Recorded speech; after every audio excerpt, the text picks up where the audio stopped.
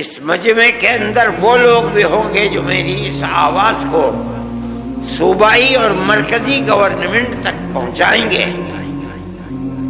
میں آپ سے یہ بات کہتا ہوں کہ مدارس کا کردار اس ملک کی جڑوں کے اندر گھسا ہوا ہے۔ اگر کوئی نہیں مانتا تو اس کا مطلب یہ ہے کہ وہ ملک کی تاریخ سے ناآشنا اور ناواقف ہے۔ میں آپ سے کہہ رہا ہوں، ہو سکتا ہے اس سے پہلے کسی نے نہ کہا ہو، یہ ہمت نہ کی ہو۔ اس ملک کے اندر جس میں 250 سال تک اس ملک کا ہندو، مسلمان، جین، بدھ، ہر آدمی کے گلے کے اندر انگریز کی غلامی کا طوق پڑا ہوا تھا۔ ہر آدمی غلام تھا۔ اگر کسی جگہ سے آزادی وطن کے لیے جہاد کی آواز نکلی ہے وہ مدرسہ ہے۔ یہ سب سے پہلے مدارس پر جس گورنمنٹ نے ہاتھ ڈالا تھا وہ آسام ہے، وہاں بی جے پی کی گورنمنٹ ہے، وہاں جا کر جلسہ کیا جائے۔ اس کے بعد اتراکھنڈ کی سرکار نے مدارس کے اوپر ہاتھ ڈالا، پھر اس کے بعد مشرقی یو پی نے ہاتھ ڈالا،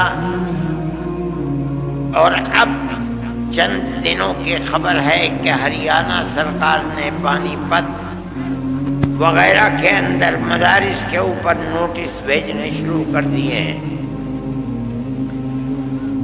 کچھ لوگوں کی رائے تھی کہ ہمیں لکھنؤ میں جلسہ کرنا چاہیے،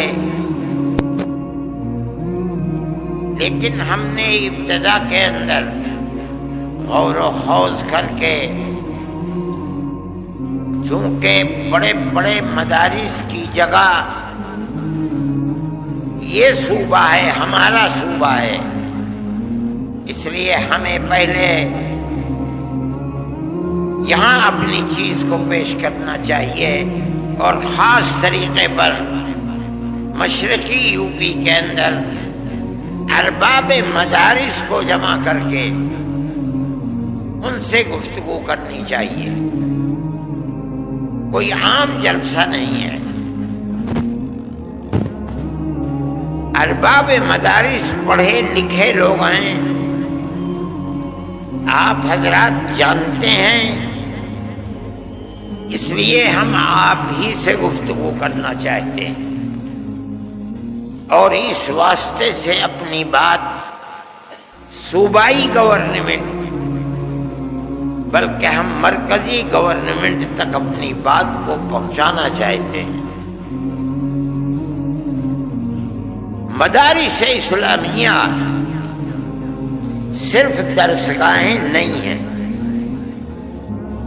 جو لوگ یہ سمجھتے ہیں کہ مدارس کا مقصد صرف کتابیں پڑھنا پڑھانا ہے، وہ غلط سمجھتے ہیں۔ میں آپ کے سامنے ایک مجمع ہے ہزاروں آدمیوں کا، یقیناً اس مجمع کے اندر وہ لوگ بھی ہوں گے جو میری اس آواز کو صوبائی اور مرکزی گورنمنٹ تک پہنچائیں گے۔ میں آپ سے یہ بات کہتا ہوں کہ مدارس کا کردار اس ملک کی جڑوں کے اندر گھسا ہوا ہے۔ اگر کوئی نہیں مانتا تو اس کا مطلب یہ ہے کہ وہ ملک کی تاریخ سے ناآشنا اور ناواقف ہے۔ میں آپ سے کہہ رہا ہوں، ہو سکتا ہے اس سے پہلے کسی نے نہ کہا ہو، یہ ہمت نہ کی ہو۔ اس ملک کے اندر جس میں 250 سال تک اس ملک کا ہندو، مسلمان، جین، بدھ، ہر آدمی کے گلے کے اندر انگریز کی غلامی کا طوق پڑا ہوا تھا۔ آدمی غلام تھا.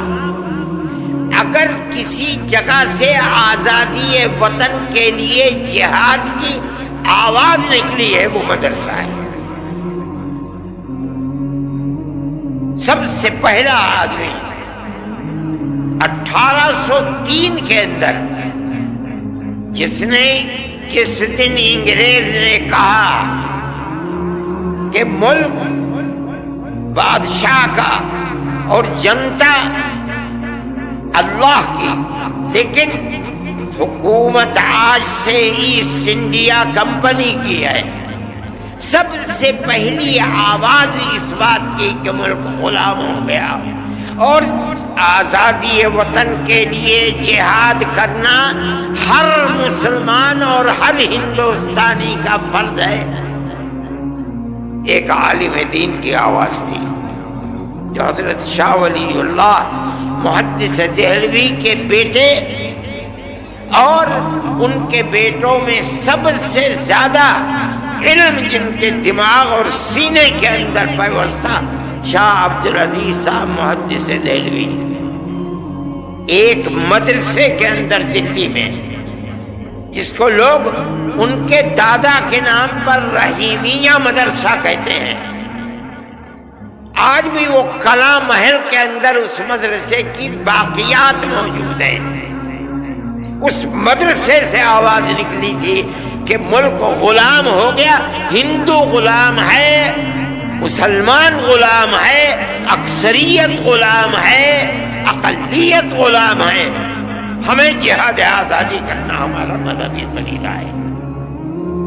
مدرسے کا یہ کردار ہے. اس مدرسے کو لٹوا دیا گیا، نام و نشان مٹ گئے، لیکن شاہ عبدالعزیز صاحب کو زہر دے دیا گیا، دلی سے نکال دیا گیا.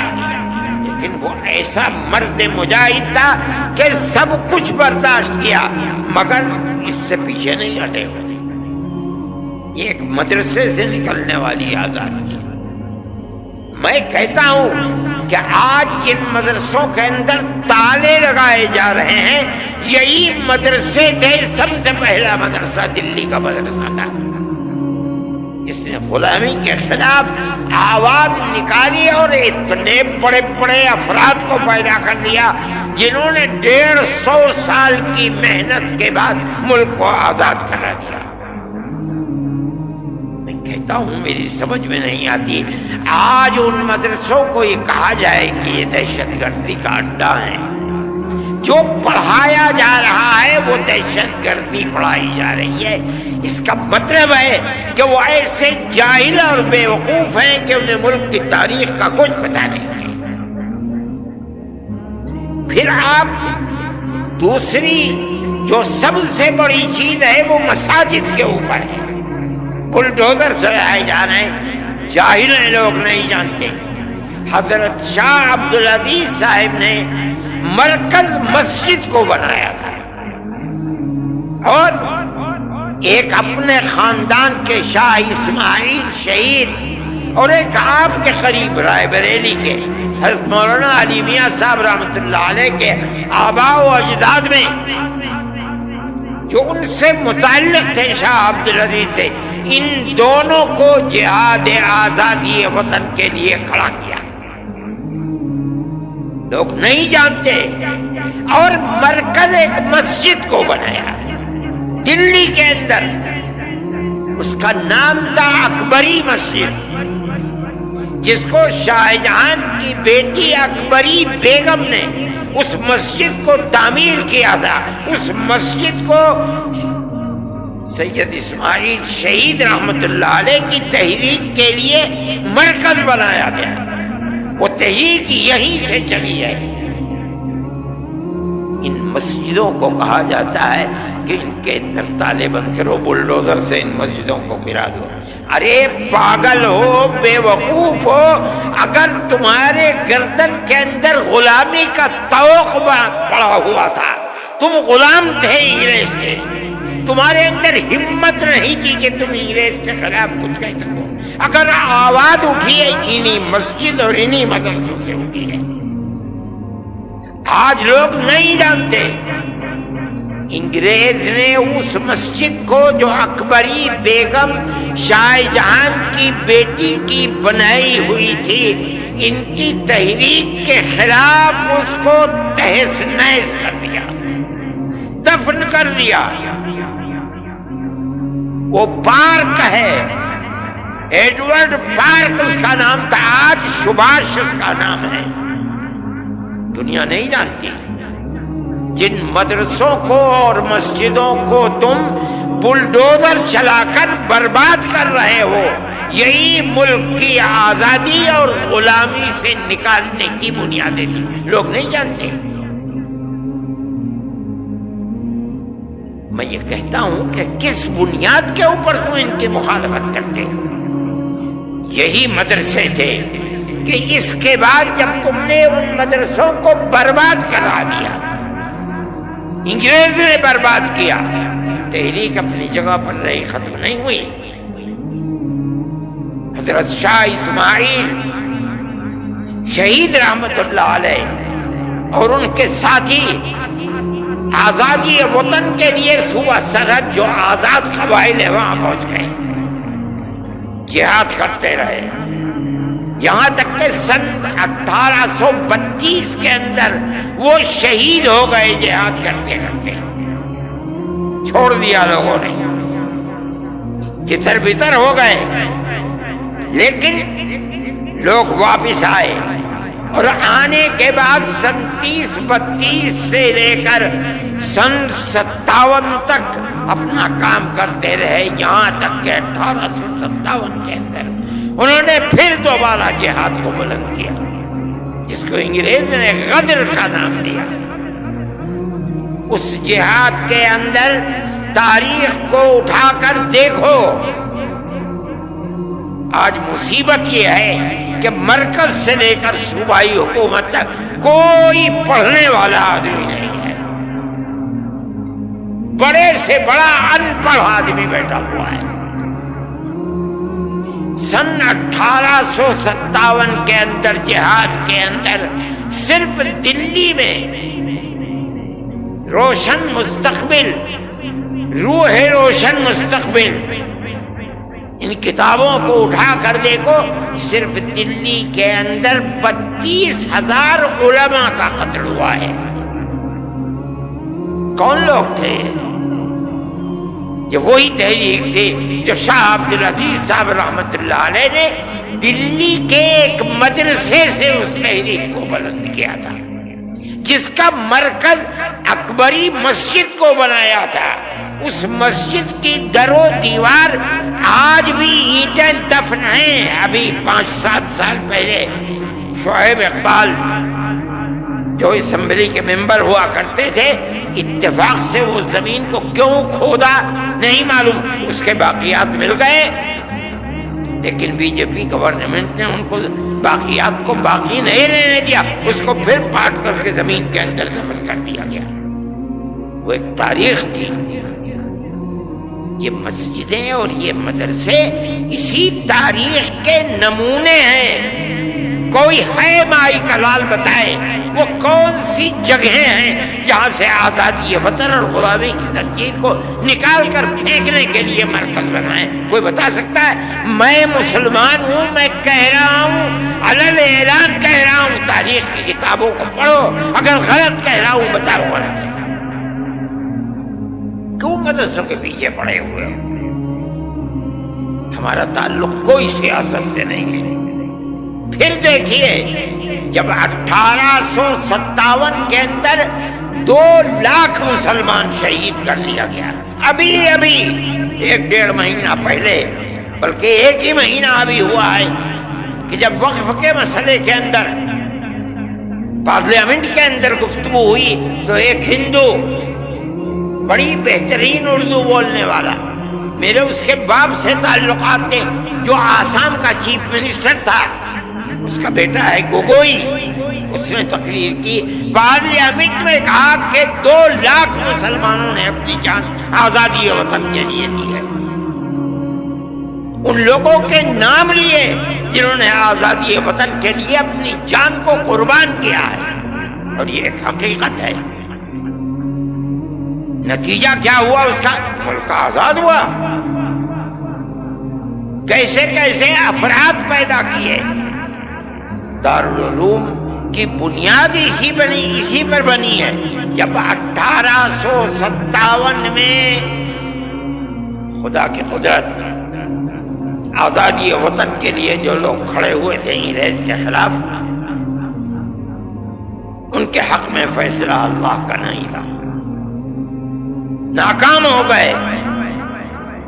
بچے گھروں کے اندر باپ شہید کر دیا گیا، کوئی نام لینے والا نہیں ہے، گھر میں کچھ نہیں ہے، بچے بھیک مانگنے کے لیے باہر ہیں، ماں اپنی عزت کو بچائے ہوئے گھر کے اندر بیٹھی ہوئی ہے۔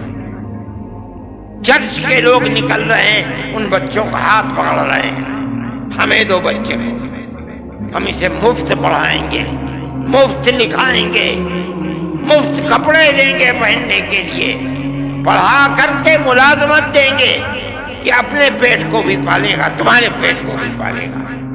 اس صورتحال کو جب عام معافی کا اعلان ہوا اور ان مدرسوں کا بنیادی کردار رکھنے والے حضرت نانوتوی اور حضرت گنگوہی اور ان کی جماعت نے دیکھا تو بیٹھ کر میں مدرسوں کے بنانے کا فیصلہ کیا، اور ٹھیک 9 سال کے بعد سن 1866 کے اندر دارالعلوم کی بنیاد ڈال دی۔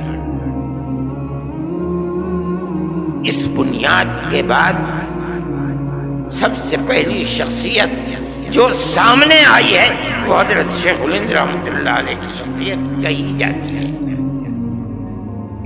ان کے شاگردوں کے شاگرد یہ لوگ ایسے تھے کہ جن کے رگو پے کے اندر خون تھا، اور وہ خون آزادی وطن کا تھا۔ وہاں سے پھر آزادی کی تحریک، چین سے نہیں بیٹھے، 2 مرتبہ شکست ہوئی۔ ایک مرتبہ تو وہ شکست ہوئی جس کے اندر شاہ عبدالعزیز صاحب کے 2 شاگرد تھے، اور ایک مرتبہ 1857 کی شکست۔ اس کے بعد انہوں نے دارالعلوم دیوبند کی بنیاد ڈالی۔ کس لیے؟ حضرت شیخ الہند رحمۃ اللہ علیہ فرمایا کرتے تھے کہ حضرت الاستاد حضرت نانوتوی رحمۃ اللہ علیہ نے جس لیے دارالعلوم کی بنیاد رکھی میں اسے جانتا ہوں۔ صرف کتابوں کا پڑھانا نہیں تھا، بلکہ غلامی کی زنجیروں کو توڑ کر پوری قوم ہندو مسلم کی قوم کو زندہ و آزادی کے ساتھ ملک میں جینے کا حق دلانا تھا۔ یہی بنیاد تھی کہ وہ تنہا نہیں بیٹھے، انہوں نے اپنے شاگردوں کو لیا۔ دارالعلوم کی بنیاد جس مقصد کے لیے پڑی وہ یہ مقصد تھا۔ پھر ایک مدرسہ نہیں، اس مدرسے سے 50 سال کے اندر سن 66 سے لے کر تقریباً 80 سال کے اندر ہزاروں مدرسے ملک کے اندر بنا دیے گئے، یہاں تک کہ سن 47 کے اندر ملک آزاد ہو گیا۔ ان مدرسوں کی بنیاد کیا تھی؟ آزادی وطن بنیاد تھی، غلامی کی زنجیروں کو توڑنا تھا، یہی بنیاد تھی کہ حضرت شیخ الہند رحمۃ اللہ علیہ نے آخری سانس ملک کی آزادی کے لیے انہوں نے اور ان کے شاگردوں نے، مفتی کفایت اللہ صاحب، شاہجہاں پوری، حضرت مدنی، انور شاہ کشمیری، اور اس کے بعد ان کے شاگرد، یہاں تک کہ ملک سن 47 کے اندر آزاد ہو گیا۔ اور حضرت شیخ الہند رحمۃ اللہ علیہ کے اندر اللہ نے آزادی وطن کے لیے کتنی طاقت رکھی تھی اور کیسا جذبہ تھا، ایسے افراد دنیا کے اندر کب ملتے ہیں۔ حضرت جب واپس آئے مالٹا کی جیل سے سن 1919 کے اندر، بلکہ سن 1920 کے اندر، جمعیت علماء 19 میں قائم ہوئی اور 20 میں حضرت شیخ الہند مالٹا کی جیل سے ہندوستان واپس آئے ہیں۔ تو ریاست بہاولپور کے ان کے جو سب سے قریبی آدمی تھے، گویا کہ وزیر اعظم تھے سر رحیم بخش، انگریز نے ان کو سر کا خطاب دیا تھا، انگریز نے ان کو بھیجا تاکہ حضرت شیخ الہند سے ملے اور یہ کہیں کہ حضرت آپ چلے گئے، دارالحدیث دارالعلوم دیوبند کی سونی ہو گئی، لوگ آپ کے پاس آ کر کے تصوف کی مشق کیا کرتے تھے، ذکر الہی میں مشغول تھے، وہ بھی سلسلہ ختم ہو گیا۔ اب آپ چند روز ہے، خدا جانے کتنے دن کی زندگی ہے، آپ ایک جگہ بیٹھ جائیے۔ آپ نے پوری کوشش کر لی انگریز کو ہٹانے کے لیے، مگر انگریز حکومت تو اپنی جگہ سے ٹس سے مسوی نہیں ہے۔ تو پھر آپ کو اپنی زندگی، وہ کام جو آپ کے بعد ختم ہونے کو ہیں، انہیں پھر دوبارہ زندہ کرنا چاہیے۔ وہ بوڑھا آدمی جو وہاں سے آنے کے بعد 1 سال اور کچھ مہینے زندہ رہ سکا، اس نے کیا جواب دیا؟ اسی مدرسے سے نکلے ہوئے لوگ تھے، انہوں نے کہا آپ اپنی بات پوری کر چکے؟ کہا کر لی۔ فرمایا کہ میں بوڑھا ہو گیا، جس سرزمین پر انگریز کی حکومت ہے وہاں جینا تو جینا، اس سرزمین پر مر کے دفن ہونا بھی مجھے گوارا نہیں ہے۔ میں تو ہندوستان صرف اس لیے آیا ہوں کہ میں آ کر اعلان کروں کہ انگریز کی غلامی حرام ہے۔ میں بوڑھا ہو گیا، میرے پیروں میں چلنے کی طاقت نہ رہی اگر، تو میں اپنے شاگردوں سے کہوں گا کہ مجھے ایک چارپائی پر لٹا دیں اور اپنے کاندھوں پر لے کر ملک کے گاؤں گاؤں جائیں اور میں ہر گاؤں میں یہ اعلان کروں کہ انگریز کی غلامی حرام ہے۔ یہ تڑپ کس میں پیدا ہوئی؟ کہاں سے پیدا ہوئی؟ مدرسوں سے پیدا ہوئی ہے۔ ان مدرسوں کو بنایا کس لیے گیا؟ دارالعلوم کو کس لیے بنایا گیا؟ دارالعلوم سے 25,000 مدرسوں کو کس لیے بنایا گیا؟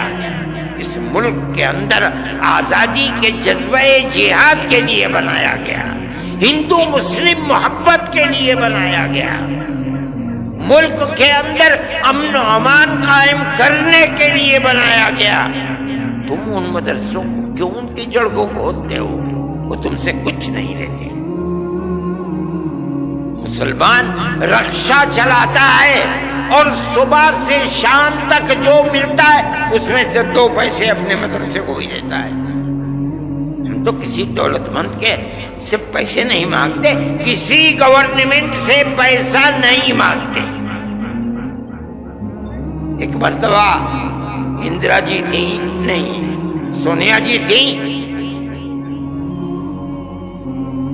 اور ارجن سنگھ زندہ تھے، انہوں نے اور سہیل صدیقی، جن کو پارلیمنٹ نے کالج اور یونیورسٹیوں کے اقلیتی کردار کے لیے ان کو امین بنایا تھا، وہ بھی تھے۔ ان سب نے مل کر کے ایک کمیٹی دلی کے اندر بنائی، انہیں لوگ مل بھی گئے، کچھ لوگ تھے ولی فضائل تھے گورکھپور کے، اور دوسرے لوگوں نے مل گئے، انہوں نے بلا لیا،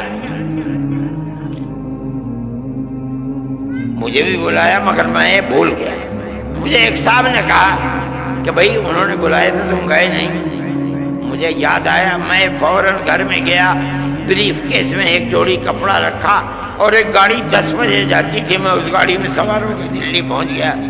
صبح کی میٹنگ تو ختم ہو گئی تھی، ظہر کے بعد 2 بجے کی میٹنگ تھی، میں بریف کیس اٹھا کر کے وہاں چلا گیا، جا کے بیٹھ گیا۔ انہوں نے مجھے دیکھا تو اسٹیج کے اوپر بلا لیا، جلسہ شروع ہو گیا، میرا نام آیا،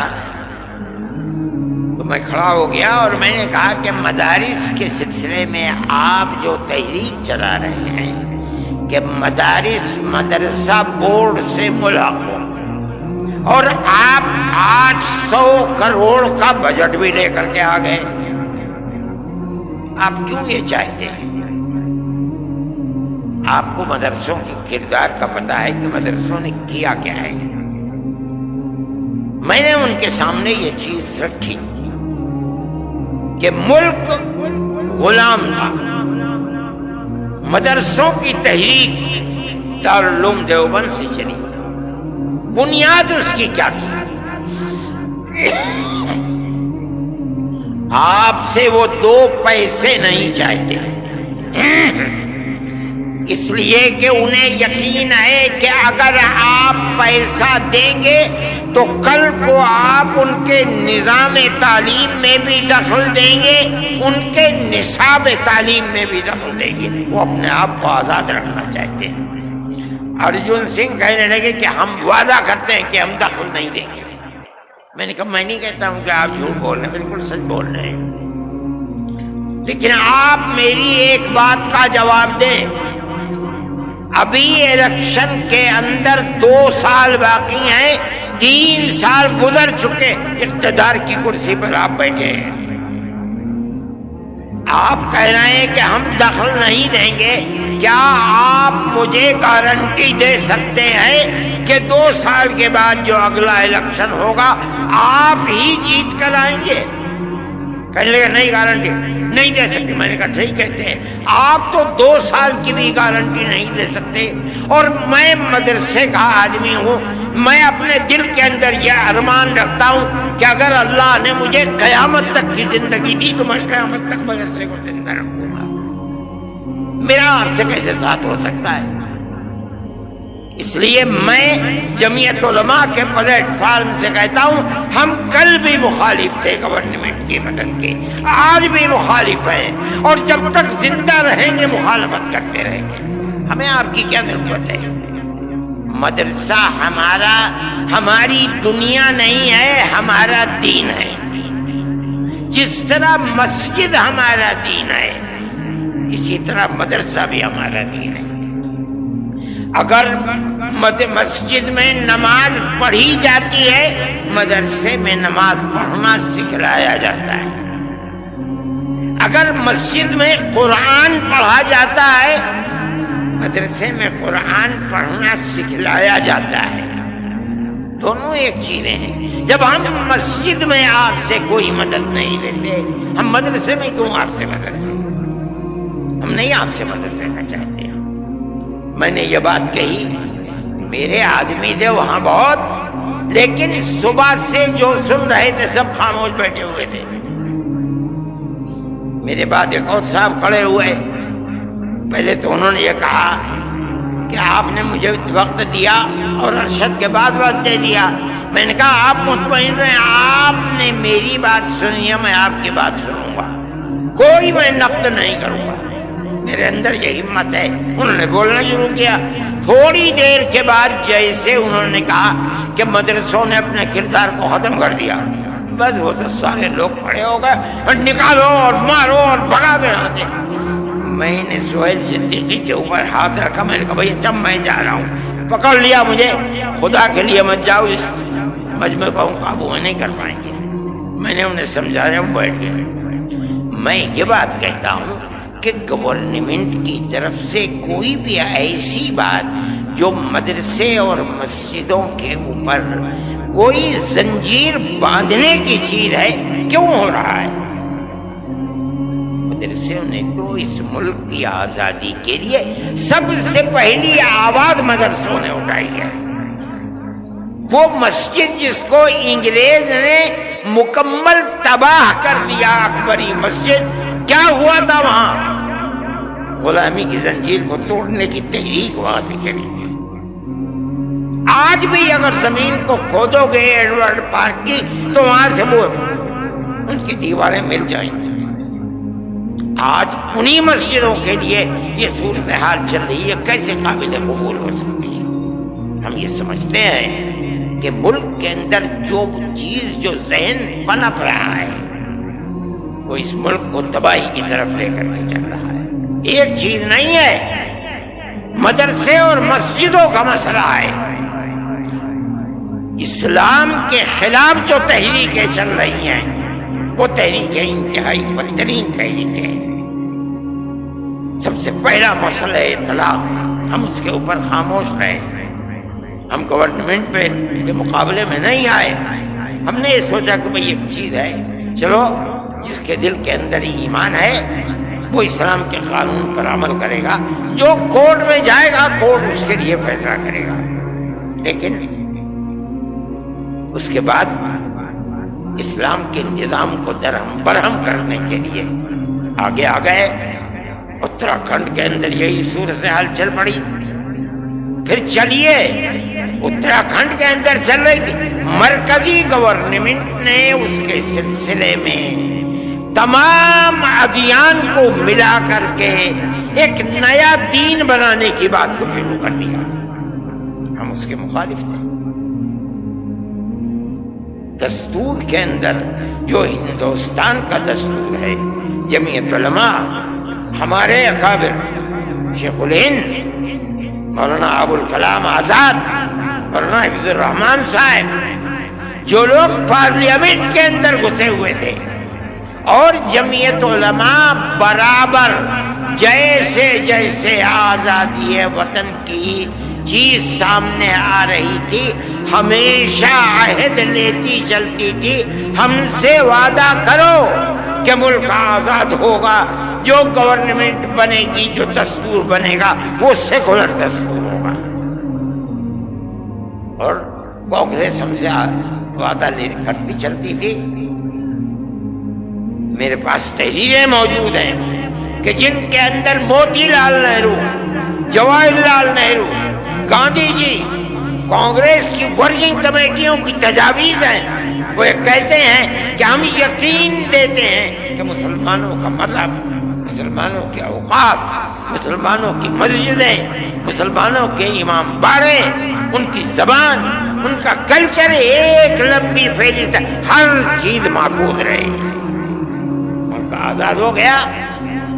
آزاد ہونے کے بعد ملک کا دستور بنا۔ ایسے لوگ تھے جو یہ کہتے تھے کہ ملک آزاد ہوا، لیکن مسلمانوں نے اسلام کے نام کے اوپر ایک ٹکڑا ملک کا لے لیا، اس لیے اب ملک کا دستور ہندو دستور ہوگا، انہوں نے لے لیا۔ جمعیت علماء تھی جو لے کر کے بیٹھ گئی۔ ہم نے ملک کو تقسیم نہیں کرایا، ہمارے اوپر جوتوں کے ہار ہمارے گلوں کے اندر پڑے، ہمیں مارا گیا، لیکن ہم نے جس چیز کو صحیح سمجھا تھا، ملک کی تقسیم کی مخالفت کی۔ ہم پاکستان نہیں گئے، اگر ملک کی تقسیم پر دستخط کیے تم نے دستخط کیے، ہم نے دستخط نہیں کیے۔ اگر قصور ہے تمہارا قصور ہے، ہمارا قصور نہیں ہے۔ شریف لوگ تھے، اس چیز کو سمجھے۔ جمعیت علماء کی اس تحریک کی بنیاد کے اوپر مجبور ہوئے اور ملک کا دستور سیکولر دستور بنا۔ دفعہ 25، 26، 29 لا کر رکھی گئی، جن کا حاصل یہ ہے کہ ملک کی ہر اقلیت کو، چاہے وہ زبانی اقلیت ہو چاہے مذہبی اقلیت ہو، اپنے مذہب کے مطابق اپنے ادارے بنانا، ادارے بنا کر چلانا، ہر چیز جائز ہے اور بلا کسی کھٹکے کے جائز ہے۔ یہ وہ ہے دستور، جو دستور ہے ملک کا، اور یہ سیکولر دستور ہے۔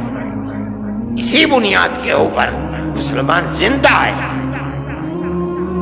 آج فرقہ پرست طاقتیں دستور کی ان شقوں کو کاٹ نہیں سکی ابھی تک، لیکن اس کے خلاف کام کر رہی ہیں۔ کس بنیاد پر ہماری مسجدوں کو توڑا جا رہا ہے؟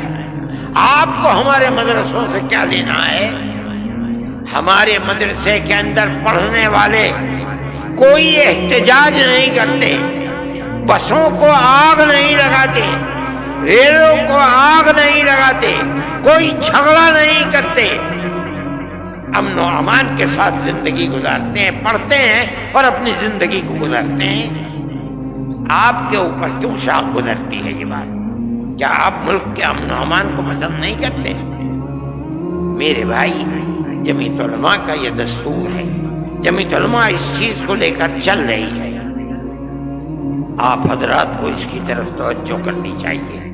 میں یہ کہتا ہوں کہ آپ کو دستور نے حق دیا ہے، ہم اس چیز کو لے کر جمعیت علماء کورٹ میں چلی گئی ہے، سپریم کورٹ کے اندر، ان حالات میں جبکہ حکومتوں کی بنیاد نفرت کی سیاست پر ہے، جمعیت علماء نہیں سمجھتی کہ کوئی اور راستہ ہے علاوہ اس کے کہ ہم سپریم کورٹ کے کنڈی کو کھٹکھٹائیں۔ ملک کے اندر ہر وہ قوم، ہر وہ اقلیت جس کے پاس راستے بند ہیں، راستہ نہیں ملتا تو اور کوئی صورت اس کے سامنے نہیں ہے کہ وہ سپریم کورٹ کو جا کر کے اس کے دروازے کو کھٹکھٹائے۔ ہم اس کے دروازے کو کھٹکھٹاتے ہیں۔ آپ کو اندازہ نہیں ہوگا شاید، ہم 500 سے زائد افراد ہیں